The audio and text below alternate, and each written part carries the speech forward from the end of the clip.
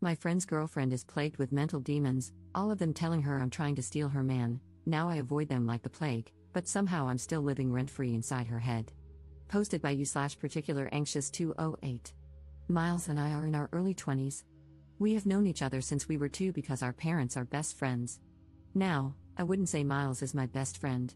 He is a good friend, and we do hang out on occasion, but we see each other on all major holidays because of our parents.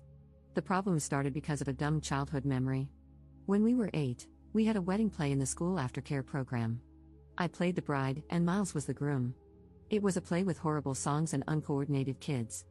Obviously, our parents took pictures and videos of that, and we each have one picture on our family picture walls. Miles is dating Lindy. They met 3 years ago and started dating last year. Lindy does not like me. So every time we coincide at a celebration, she makes a comment about me being the typical girl best friend. One time, she even said that I secretly wanted to sleep with Miles. I have no clue where she got that impression from. Miles and I have different friend groups and schedules, and besides the monthly catch-up over food, we don't really meet that much. Things got worse when Lindy saw the wedding play picture. The comments just increased. She even started DMing me on Instagram, saying she knew what game I was playing. I talked to Miles about this once, and he told me to give her time. So his birthday was on Saturday, and I was invited. Lindy wrote me something along the lines of her supervising me. This was their first birthday as a couple, and I was apparently not allowed to take up his time. I was honestly just fed up. I tried talking to Miles once more, but he said the same thing. So I just skipped it. When the party started, I wrote a quick message saying, "Sorry, I can't come," and told him my mother would bring his present. Now he's upset with me for missing his birthday. Lindy is mad that I made it all about myself, and my parents are upset that I missed a family function. Edit. I didn't show anyone the messages because I didn't want to make more out of this than it is. I didn't want to turn anyone against Lindy, especially since she's a new fixture in Miles' life. That would just make things more difficult for both of us. I thought that talking about it might be the more mature thing to do. My parents aren't mad at me or blowing up my phone. They, along with Miles' parents, were just bummed out that this was the first birthday I ever missed. As for why she's jealous, I have no idea. Neither of our parents ever wanted us to get together. There were never any jokes or anything about it. I think they'd also never want that. The wedding play picture is in the living rooms because they loved it, and it was our first play. Update 11 days later. I'll update you on the first part and clarify some things later. After my post, I talked to Miles. At first, he was kind of mad and thought I had been blowing things out of proportion. We came to the conclusion that we should distance ourselves while he figures things out. Mainly because I didn't want the added stress of petty drama. Then I talked to my parents and explained to them what was going on. They were really upset by how Lindy treated me. Obviously, they weren't going to get involved, but it was nice to get that off my chest. Then, nothing else happened until Tuesday evening. Wednesday was a holiday, so some of my friends took the opportunity to go to an Irish pub to do karaoke. At some point, my best friend and I went to the bathroom to pee and touch up our makeup. Then Lindy and some of her friends walked in and kind of cornered us. It wasn't pretty. They started loudly talking about man-stealing beaches and how some women were just born to be homewreckers. They talked about how pathetic it is to pretend to be a guy's friend just to sleep with him, and how pick-me girls are the worst. They kept edging us physically into the area by the hand dryers while pretending we weren't there. My best friend eventually had enough and just pushed through them, pulling me behind her. We were almost back at our table when Lindy came up behind me and pulled my hair, causing me to fall backward onto a metal footrest. It hurt so much that I started to see white. Then a girl next to Lindy poured beer on me. I can't really tell you what happened after that, but there was a scuffle, and someone dropped one of those heavy pint glasses on my head. Lindy and her friends were taken away by the police, and I was taken to the hospital. My parents were furious, as were Miles' parents. They both came to the hospital. I was severely concussed, my nose was fractured, and the worst thing is that I have a hairline fracture in my back. I stayed in the hospital until yesterday morning. Miles tried calling me several times, but my parents told him not to visit me right now. I did get an official notice stating that there's now a legal case against Lindy and one other girl for assault and public disturbance in the bar. So now I'll have to deal with all that legally. I finally talked to Miles. Long story short, those of you saying Lindy isolating him was a sign of an abusive relationship were right. He told me all the things she said to him to make him feel awful. She would freak out about anything in her life and take it out on him. She would scratch and bite him when she was mad. Our talk ended with both of us crying and apologizing. We're going to be closer again. At least we can talk about these things more openly. He broke up with her and is staying at my parents' house. So that's it for now. Second update 3 months later. I'll update immediately and go into details later. An official court date has been set for my case against Lindy. It took 2 months to get, and it's still some months away, but at least it's something. Our lawyer said that Lindy is probably not going to jail since she's a first-time offender. If she does go to jail, it would be for no more than 3 months. Most likely, she'll have to pay a fine equivalent to 100 days of her income or something like that. I've let my father handle this 100% because I don't have a head for it. There's a second lawsuit going on at the same time since I am now legally considered chronically ill. The hairline fracture wasn't a passing thing but has developed into a long-term condition. I'm in pain daily. Not every day is terrible, but not a day passes where I'm not at least at a 2 on the pain scale. As a result, I haven't been able to work.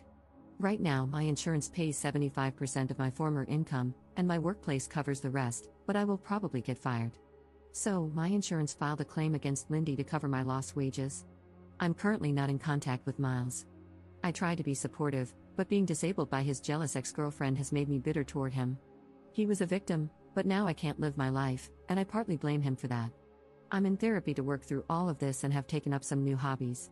I've started writing more and looking into courses or online classes. Miles' parents have been very apologetic and have supported me a lot. His mother has been a saint. She's volunteered to drive me everywhere, and we've actually become friends. We even went to see Deadpool and Wolverine together. She's a stay-at-home wife, so we have a lot of time. One of Lindy's friends reached out through my lawyer, offering to testify against her. She also sent a letter apologizing. To make a long story short, Lindy had told them that I was bullying her and that Miles had already cheated on her with me once before. So that's where things stand right now. Take care and watch your back. Third update 2 months later. Hey everyone. So, here we are again, and yeah, things have moved along, but honestly, I'm just tired. The first court date? It came and went. It was my insurance company versus Lindy, and surprise surprise, she lost. She's on the hook for most of my lost wages, which is nice, I guess. I didn't have to be there the whole time, which I was grateful for because I've had enough of this mess. As for the criminal case, well, we don't even know if we'll end up going to court for that one. My lawyer is handling it, and I've handed the reins over to my dad because, honestly, I've had it.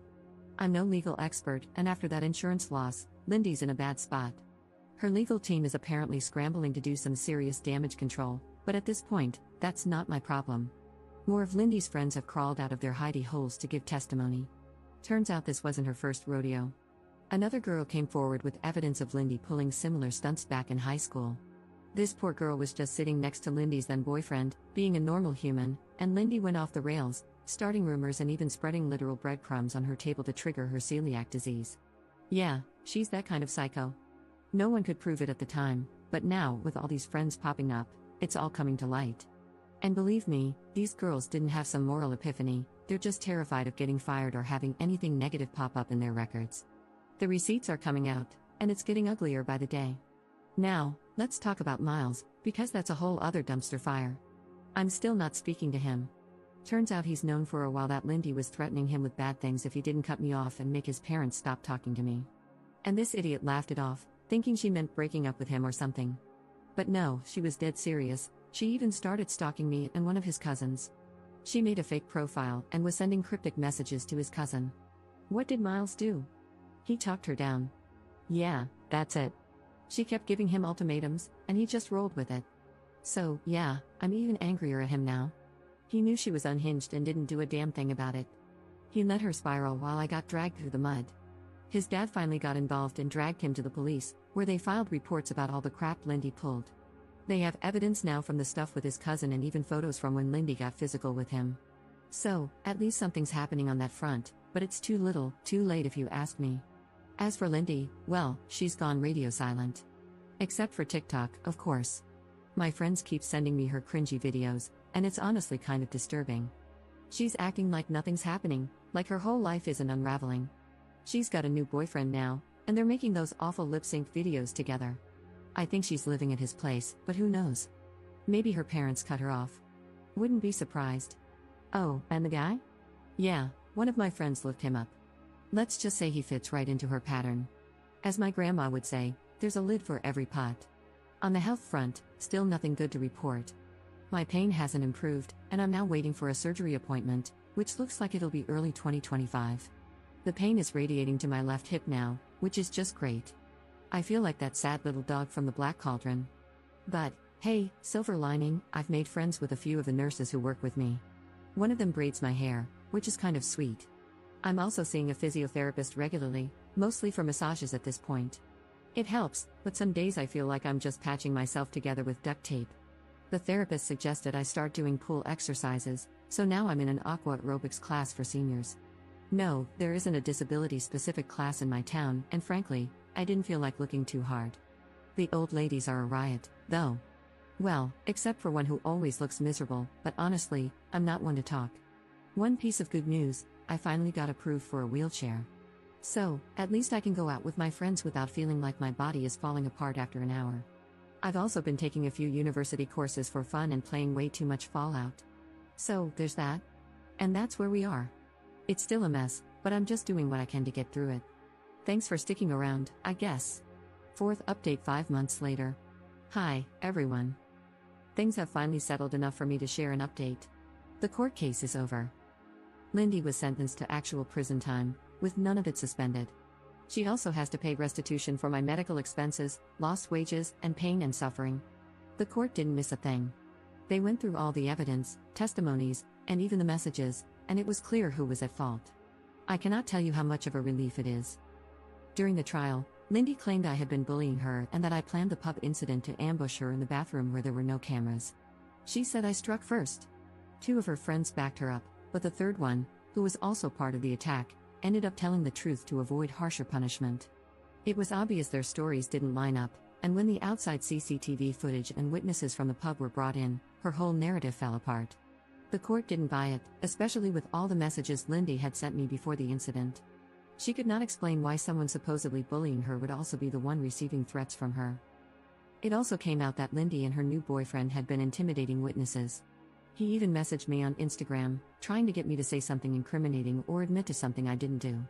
At first, I didn't realize who it was, so I replied briefly, but once I figured it out, I stopped immediately. Thankfully, I had already handed over everything to my lawyer, so it was documented. Watching her lawyer try to frame her actions as acting out under stress while knowing she was tampering with the case was surreal.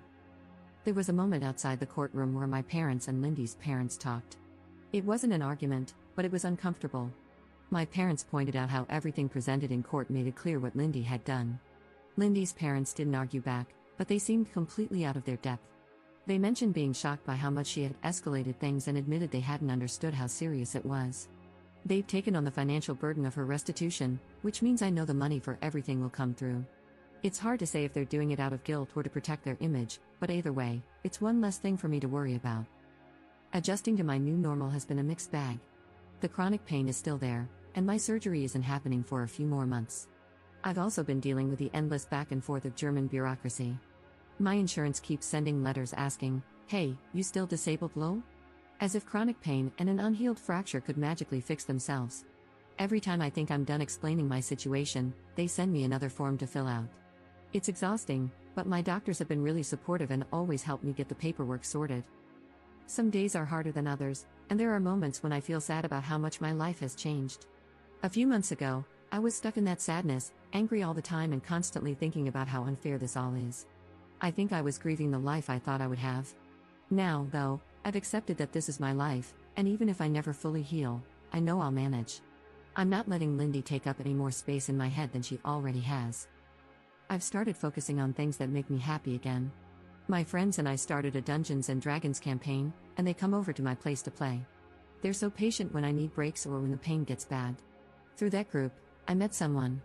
At first, I was nervous about getting close to him because I thought he might see my situation as too much to deal with, but he's been amazing. He drives me to appointments, brings me groceries once a week, and has never made me feel like a burden.